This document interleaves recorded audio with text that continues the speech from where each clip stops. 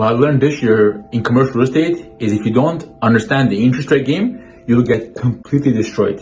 Since the US Federal Reserve started increasing the rates in February, March earlier this year, going with the Fed funds rate of 0.25% all the way up to 4% today, all the other central banks, including Canada, Europe, have also followed.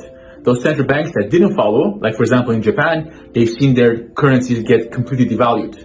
What does that do to commercial real estate investors? Is that if we watch what's going on in the US, since their central bank, the US Federal Reserve, is really the key central bank that the rest of the world central banks are following, we see over there what's going on is that they don't seem to have energy prices under control. The winter has been mild so far in North America and also in Europe.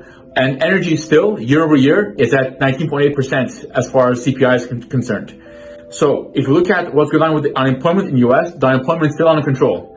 Meaning that if unemployment is okay and inflation is still kind of high, year over year is still over 8%, even though month over month seems to be under control, what it means is there's a very high risk that over the next couple of months, or at least over the next couple of meetings, they will still be increasing their Fed funds rate. Meaning that as far as mortgages are concerned, we'll definitely be seeing mortgages potentially going straight up again because of the fact that if they increase their Fed funds rate, it's also going to impact the mortgages as well. So if you are leveraged as an owner in commercial real estate right now, if you're over leveraged, it may be a good idea. There's not financial advice to check and see if you can maybe lock in a mortgage for the next couple of years, 2-3 years, so that you limit your losses.